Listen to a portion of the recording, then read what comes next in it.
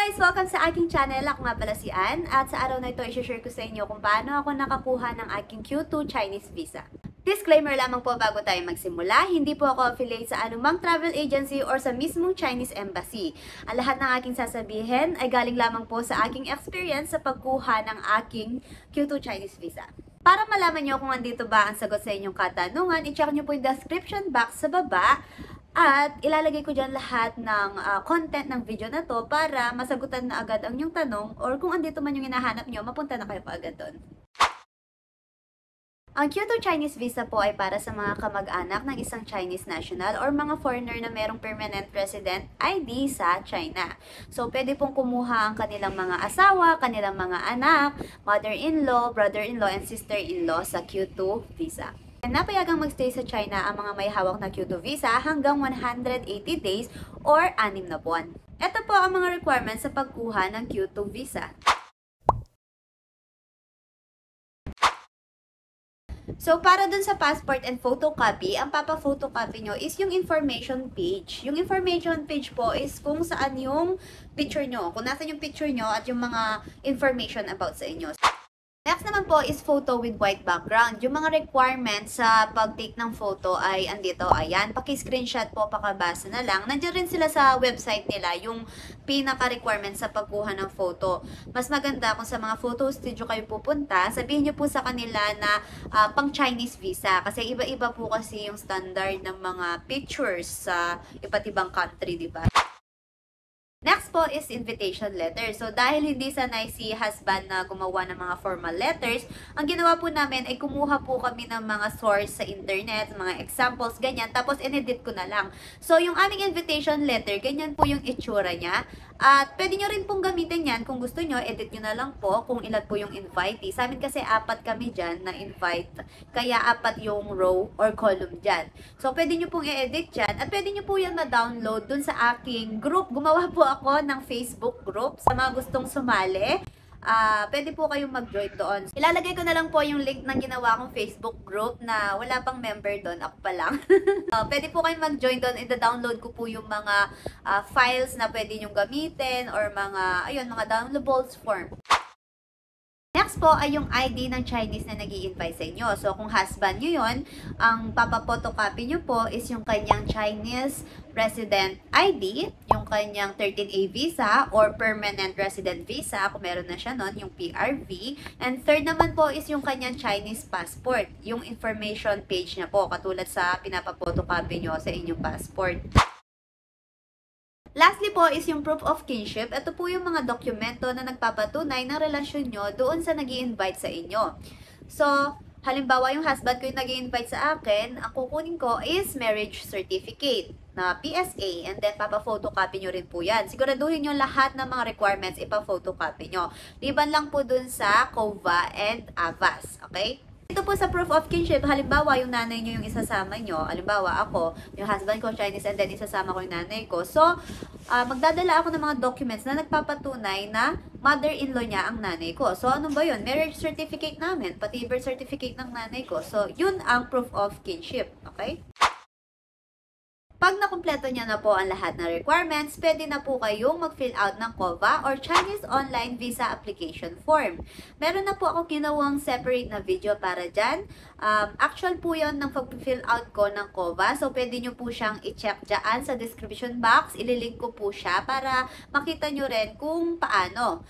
And after ng COVA, kailangan natin ng AVAS. Yung AVAS po, doon po yung pagpapa-appointment natin. Doon po natin makikita or makakapili kung kailan po tayo pupunta at kung anong time. So, after COVA, AVAS. Yung AVAS po, meron na rin po akong video dyan. I-check nyo rin po at ililink ko po siya dyan sa ibaba. Next step po, pag dumating na yung appointment day natin, syempre pumunta na po tayo sa Manila, Makati, kung saan yung Chinese Embassy.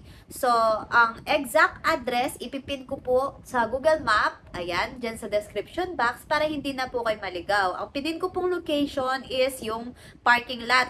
Kasi kapag sinearch nyo lang is Chinese Embassy, tapos meron kayong sariling sasakyan or service, ituturo niya sa inyo yung daan doon sa harap, sa kabilang side. And doon sa kabilang side na yun, hindi pwedeng mag-park doon kasi daan lang yun. So, ang ipipin ko dyan sa Google Map is yung parking lot, okay? Harap din yun ng mismong tower ng Chinese Embassy, so hindi naman po kayo maliligaw. 8 o'clock po ay magpapapasok na sila sa mismong Chinese Embassy. So, tip ko lamang po sa inyo, gumamit na lamang kayo ng hagdan. Kasi yung iba, kahit na nauna sila sa akin, nag-elevator sila, kaya, ang nangyari, nauna pa ako nakakyat sa kanila. So, imbis na pang 6-7 ata ako, naging pangalawa ako dahil naghintay pa sila dun sa elevator. So, malapit lang naman kasi yun guys, akyat na lang kayo dun sa taas para kaagad din kayo makapila sa loob. Pagkakit niya sa second floor, guys, ipapasok niyo yung bag niyo sa parang detector, yung parang sa kamukha sa airport. And then, punta kayo sa front desk, ipakita niyo sa kanya yung avas niyo, yung appointment niyo, bibigyan niya kayo ng number, and uupo kayo. Tapos, maghihintay kayo hanggang 9 o'clock. So, 8 o'clock pinapasok kami. 9 o'clock sakto, nag-start na sila. 9:12 a.m., natawag na yung number ko. Pero, nakalabas ako ng Chinese Embassy around 10 o'clock, magti-10. Kasi, hindi naman ganun katagal yon. Pero dahil ganito yung pagkaka-assemble ng aking folder, natagalan ako sa pag-aayos ng aking mga papeles. Kasi, papaalisin ka, hindi nakaayos yung mga paper nyo. So, sa pagsasubmit ng inyong mga documents, guys, ganito yung pag-aayos. Halimbawa, di ba nauna yung passport? Okay? Tapos, sa photo page, iipit nyo doon yung mga requirements. Yung pagkakasunod-sunod ng requirements, ganun din dapat yung pagkakasunod-sunod na pagkakaipit nyo, okay? Halimbawa, ito yung picture mo, iipit mo siya dito sa first page kung meron kang pag-iipitan. Kasi yung sa akin, yung cover ng aking passport, nabili ko sa DFA, yan, binibenta na doon. Meron siyang pag-iipitan. So, ayan, inipit niya dyan, ipit nyo na rin dyan, para ready na kayo, hindi niya naiipit. Tapos, next nun is yung photocopy ng passport nyo, ayan. Yan. And then, next, halimbawa yung COVA, hindi ko memorize yung pagkakasunod-sunod, guys. Tignan nyo ako yung mga list of requirements kung paano siya pagkakasunod-sunod, okay? Yung COVA, ayun, ganun. Tapos, halimbawa, yung marriage certificate, invitation, blah, blah, blah. Ayun, ganun nyo. Iipit nyo dun sa information page kung saan yung may picture, okay? So, dapat ganyan yung dating niyan. Ito yung actual photo ko, ayan. Ganyan siya dapat pag inayos nyo. And then, apat pa naman yung inaasikaso kong visa that time, kaya natagalan, and then nagka-problem about sa mga kids, pero sa separate video na yun, okay?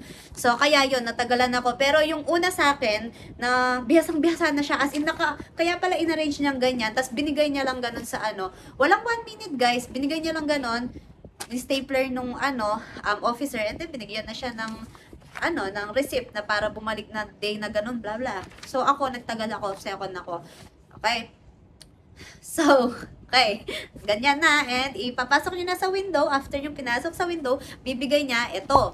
Diyan nakasulat kung kailan kayo babalik, and doon na rin kayo magbabayad. Last step guys, pupunta na kayo sa mismong day na yan, at agahan nyo para kaagad din kayong matapos.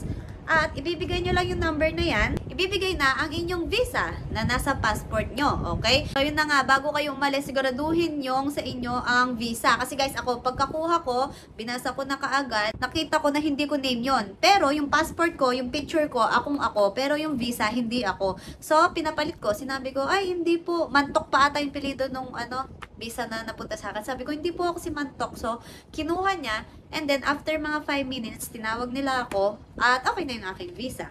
So, that's it. Meron ka ng visa. Next, guys, ay sagutin naman natin ang inyong mga possible question. First, ilang entry po ba or ilang beses pwedeng pumunta sa China pag meron kayong Q2 visa? So, pwedeng single, double, or multiple ata. I'm not sure kung pwedeng multiple sa Q2 visa. Pero ako, single entry lang ako, kaya 1 lang. Isang beses lang ako pwedeng pumasok sa China and then bumalik. Yun lang, okay? Para sa visa na ito. Gaano po ba katagal ang validity ng Chinese visa?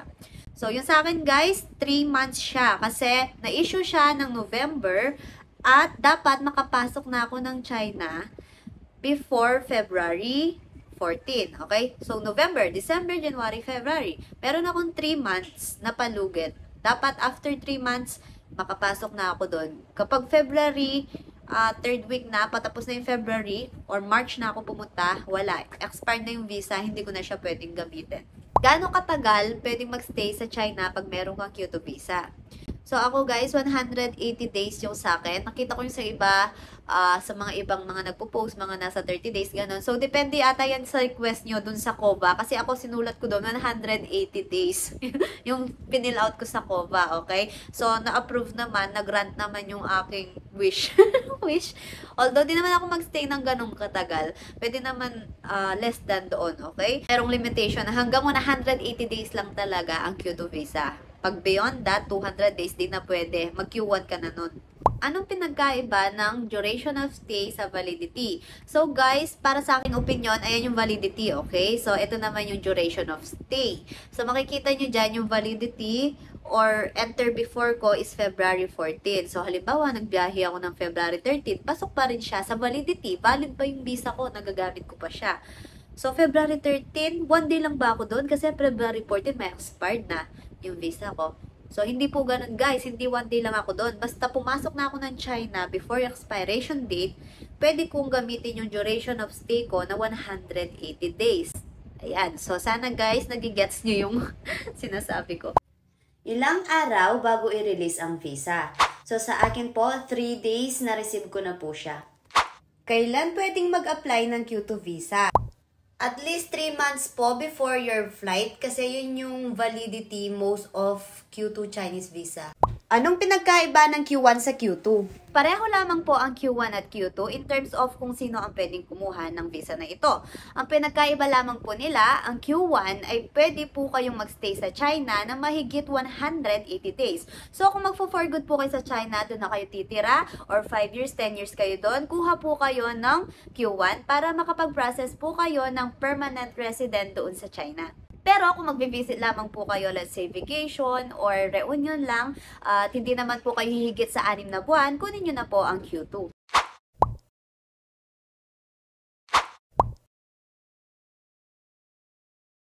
Additional information lamang guys, no, based sa mga napabasa ko sa mga Facebook groups, sa mga sinesearch ko online, kapag Q1 visa ang kinuha mo, kailangan apostilled ang iyong mga papeles, yung mga birth certificate, marriage, tsaka NPI. Kasi ipapasa mo yan doon sa pupuntahan mo, kung saang province man sa China. Kung gusto nyo malaman guys kung paano magpa-apostille ng inyong mga documents, meron din akong separate video about dyan. Ayan, ililink ko na lang din siya sa ibaba para malaman nyo sa mga gustong mag Q1 visa. Okay? Akala ko kasi kailangan rin sa Q2 visa ang pagpapa-apostille. Isa rin yun ang dahilan kaya ako ginawa tong video na to guys kasi maraming confusion sa internet. So, might as well i-share ko na yung aking experience para malaman ng mga kukuha ng Q2 visa. Additional information pala guys, para sa mga kukuha ng Q1 visa, wala na pong authentication sa Manila, started nung November 7. Kasi pumunta rin po ako doon, saktong November 7, sinabi nila sa akin, nagpapa-authenticate ako, no need na daw magpa-authenticate. Okay? Para sa mga kukuha ng Q1 visa. Kasi akala ko nga sa Q2 visa, kailangan naka-apostille na authenticate. So pumunta ako doon, wala na guys, authentication. Okay? So, sabi nila, okay na daw yung apostille documents. Okay, so yun lamang po. Maraming salamat po sa panonood, pag-like, pag-subscribe sa aking channel. Hanggang sa muli. Bye!